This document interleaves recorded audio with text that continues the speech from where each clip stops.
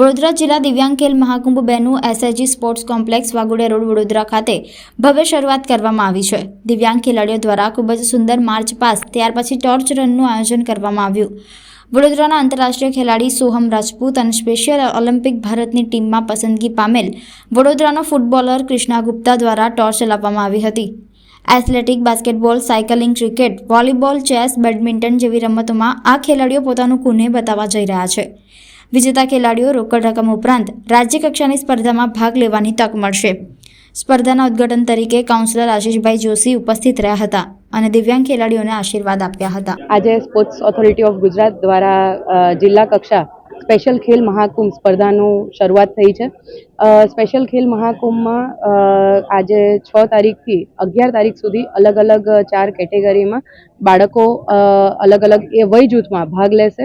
ખેલાડીઓ માનસિક ક્ષતિગ્રસ્ત સ્પેશિયલ બાળકો, OH ઓર્થોપેડિક હેન્ડીકેપ બાળકો અને બીજા બ્લાઇન્ડ અને મૂકબધિર બાળકો અને ખેલાડીઓ આમાં ભાગ લેનાર છે। અલગ અલગ ઇવેન્ટમાં અલગ અલગ ટીમ જોડાઈ છે।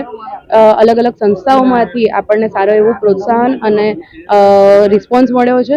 આ પ્રસંગે હું દરેકને આવકારું છું કે શહેરના નાગરિકો અહીં ઉપસ્થિત રહે અને આ બાળકોનો ઉત્સાહ અને પ્રોત્સાહન વધારે। રાજ્ય સરકાર દ્વારા આયોજિત સ્પેશિયલ ખેલ મહાકુંભમાં આજે વાઘોડિયા રોડ ખાતેના સ્પોર્ટ્સ કોમ્પ્લેક્સમાં મૂકબધિર બાળકો, દિવ્યાંગ બાળકો, પ્રાજ્ઞચક્ષુ બાળકો લગભગ 350 થી 400 આ બાળકો 5 દિવસના આ ખેલ મહાકુંભમાં અલગ અલગ પ્રકારની સ્પર્ધાઓમાં ભાગ લેશે।